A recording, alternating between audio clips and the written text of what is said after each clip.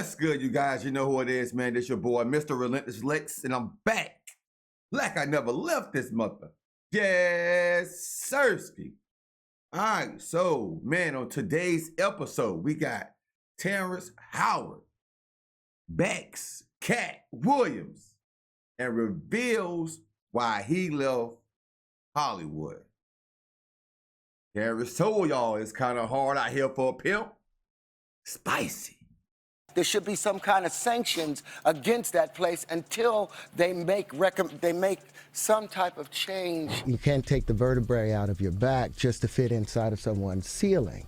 You have to stand up full and proud, stand up erect. Martin tried to put me in my first dress. When he had to go on his hiatus, he tell me, Katt, when I come back, I need you. You my young partner, you my brother in comedy. When I come back, just promise me that my next movie, it'll be me and you. We gonna do it together. So it looks like Katt Williams gained another supporter, and it's none other than Terrence Howard, who is now spilling the tea on how he got fed up with Hollywood trying to put him in a dress. According to Terrence, Hollywood is really out here trying to strip black men of their masculinity, and he's throwing shade at the industry, claiming they accused him of being hard to work with just because he wasn't down for playing certain kinds of roles. Now we've all— Bro, that's one thing about Hollywood, bro. I done heard this scenario so many times about Hollywood. Everybody that rebels, mostly the men, that rebels against wearing the dress thing. And even with Monique, different men and women. When they don't do what Hollywood want them to do, they always say that they're hard to work with, bro. They try to make it harder for them to get other gigs and stuff to feed their family. Man, Hollywood screwed up, bro. all heard the whispers about how Hollywood is allegedly pushing this agenda to make black men look more effeminate, and heavyweights like Dave Chappelle and Katt Williams have been calling it out, saying black actors are pressured to wear a dress on screen before they can level up in fame. And while some fans are now saying this is not such a big issue as people are trying to make it, it looks like Terrence is standing his ground. In fact, word on the street is that Hollywood slapped Terrence with the difficult to work with label just because he turned down a role where he was asked to be in a dress. But Terrence is over being blackballed by the industry, and he just spilled the beans that he just might quit acting for good because Hollywood's agenda got him sick. That's the stuff you've got to watch. See, that's why you got to clear this stuff up. You've got to watch the stuff that they put out there, you know, because they're just trying to make money.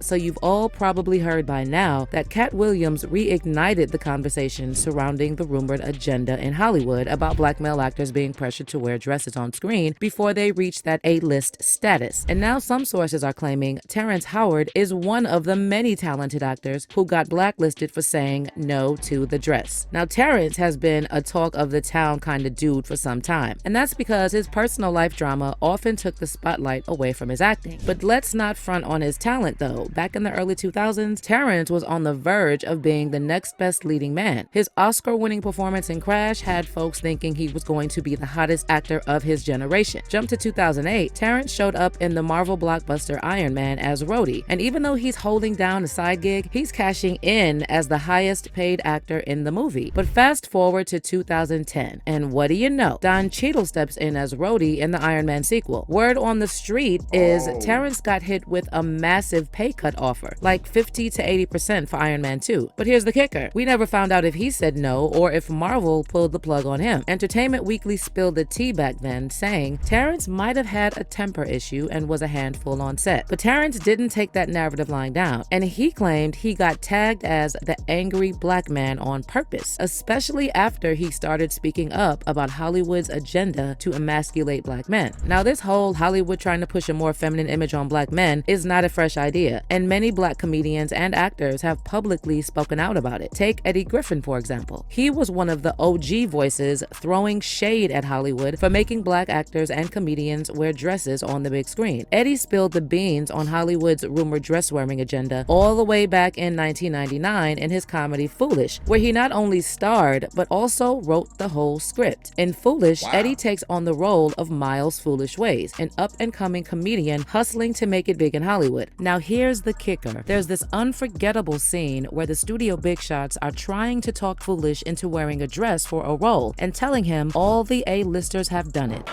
So what do you think? It's never been done before. 3 lovable drag queens driving cross-country, helping Middle America solve its problems. Y'all want me to wear a dress?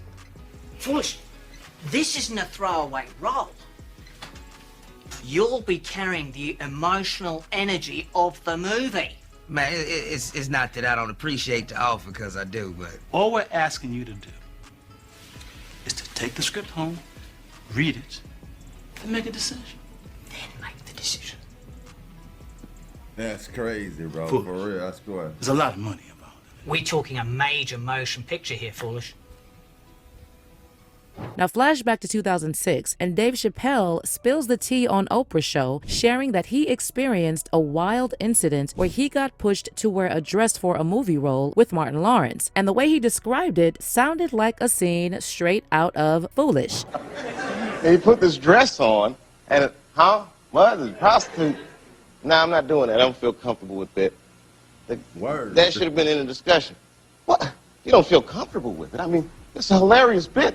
All the greats have done it. So fast forward a bit when Kevin Hart was asked to comment on Dave's story, and he just shrugged it off, saying that kind of thing never happened to him. Definitely haven't ran into to put on the dress. Cap. I mean, you know, you have to have. That's cap. You have to have You lied, boundaries. Kevin. You have to have limits that you refuse to cross. lied, For Kevin. me, I know what they are. But just a few years later, Kevin ends up in an SNL sketch in a dress, and it was like a game changer for his career. Suddenly, Kevin's popularity and success skyrocketed, allegedly all thanks to that dress-wearing stint on SNL. But the dress saga doesn't stop there. Katt Williams jumps into the mix, claiming the whole dress deal is tied to whether you choose to dance with the Illuminati or not. So, you know, some of us make choices. I think it's not a biggest choice for others. I'm saying at the end of the day, Kevin doesn't have to worry about what people are going to say about him wearing a dress because of the long line of dress-wearing people before him. So now we have Big Mama's house 1, 2, and 3. Yeah. I've never seen Medea in a pantsuit. I think she wears dresses. So now I'm saying, why are we picking on poor little Kevin Hart? Because it was his turn next. Okay. Some of us are against the Illuminati, and we are against the Illuminati at our own detriment. Thanks. When people are against the Illuminati, then they get punched in the face all the time. The press hates them, and nobody likes them. Back then, most folks brushed off Katt's words as some wild conspiracy theory. Fast forward to today, and people are revisiting his words and saying there might be some truth to what he was throwing out there. So during Katt's recent appearance on Club Shay Shay, Shannon Sharpe asked him about Dave Chappelle walking away from a massive $50 million deal shortly before he revealed that whole dress incident. And you won't believe what Katt dropped. Turns out, he had to pass up on some fat contracts too, all because they came with strings attached. Now, I've had to turn down $50 million 4 times. 4 times. Just to protect my integrity and that virgin hole I was telling you about. Right. Because P. Diddy be wanting to party. And you gotta tell him no. You got to tell him no. I did. I did. See, I got the receipts for everything I'm telling you. That's why I can say them so freely. But Katt didn't stop there. He also claimed that Martin Lawrence tried to put him in his first dress for Big Mama's house. And when Katt shut that down, Brandon T. Jackson swooped in and took the role. Martin tried to put me in my first dress. When he had to go on his hiatus, he tell me, Katt, when I come back, I need you. You my young partner, you my brother in comedy. When I come back, just promise me that my next movie, it'll be me and you. We gonna do it together. We gonna do some buddy cop. I said, Martin, you got my mother word.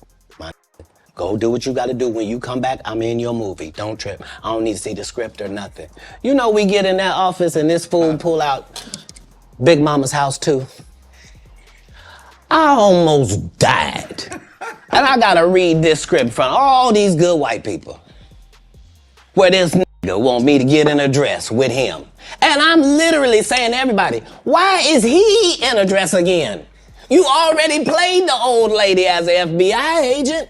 We can play anything now. We can be playing a dog catcher this time. Why do we need to be in a dress? And I get so mad, I say, you don't want me. You want Brandon T. Jackson. And that's who they went and got. Twice I said it, they went and got him. Just like I'm telling you, I had that other dude's work. I had all of it. Now, circling back to Terrence Howard, reports recently emerged that this whole dress thing was one of the main reasons Terrence turned his back on Hollywood. All right, let me fill you in on the latest interview with Terrence. When they asked him about the buzz going around that he got the boot from Iron Man 2 because of anger issues and not being the most cooperative on set, Terrence shut that down real quick and made it crystal clear that he wasn't about to let Hollywood bosses tell him what a black man should look like on the big screen. So according to Terrence, black actors are getting pushed to embrace a more effeminate vibe if they want to hit the big leagues. He said, "My daddy taught me never take the vertebrae out of your back or the bass out of your throat. I ain't raising sheep, I raised men. Stay a man. Everything is androgynous, you know? The more successful men are now the effeminate." And then in another recent interview with Revolt, Terrence doubled down on his thoughts with Hollywood having a bone to pick with strong black men. And he said that only white men are allowed to be both strong and non-threatening at the same time. "The man has been demonized," Terrence said. "With the new formula, most men are made to be effeminate and not have their power or sense of strength. They allow white men to be able to be strong, but when it's black men, it's seen as a threat." He also added, "I don't want to remove a few chromosomes to fit into someone's story, so I feel they need to expand their stories to allow men to be men and simultaneously appreciate a woman's beauty." Now, as you can imagine, the internet is serving up a buffet of opinions on this whole saga. Some folks are quick to throw around the label conspiracy theorists at Terrence and Katt Williams, and they're also saying we have way bigger problems to worry about than actors wearing dresses. Someone said, "As a 42-year-old black man, the last thing I'm worried about in my life is comedians wearing dresses. Rap, hip-hop, and hood culture are way more threatening to my life than this." And another one added, "Putting on a dress is for comedic value. Madea, Shanae, Nutty Professor, White Chicks, Big Mama's House were all hilarious. Making people laugh is what it's all about. Someone told people the narrative of a dress being used to emasculate men, and y'all ran with it." But on the flip side, there are many fans giving Terrence and Katt some major props for pulling back the curtain on Hollywood's shady side. And they're convinced this whole dress thing is more sinister than it seems. One person wrote, "Terrence Howard is absolutely correct. This ain't no conspiracy. They all know the agenda." And another one added, "I'm with Terrence. Brothers are still enslaved and don't seem to care. All because of the almighty dollar. They are definitely trying to emasculate our men, and our men are cool with it." But let me know how you feel about Terrence Howard's comments on the dress controversy. Do you think there's really an agenda behind the way Hollywood portrays black men? Leave your comments down below. Man, of course I do. Look at it, bro.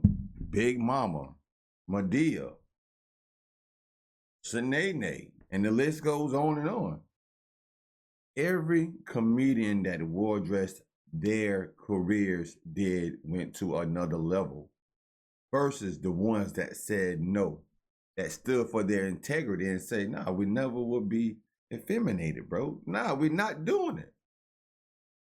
They didn't go as far as the ones that did. And it shows, bro. And it shows. And it's a shame that Hollywood used this agenda to make black men feel the way that they feel in Hollywood, bro. I really stand for Terrence, and I really stand for Katt, bro. I feel them. I feel them. I'm not even in Hollywood. Never really wanted to go to Hollywood. But to everybody that have these dreams of making it to Hollywood, pay attention, read the fine line before you jump into something or sign your name on the contract. Before you be wearing a dress, some leggings, some tights, you might be got your butt cheeks out. You never know what they want from you for the almighty dollar, bro. That's crazy.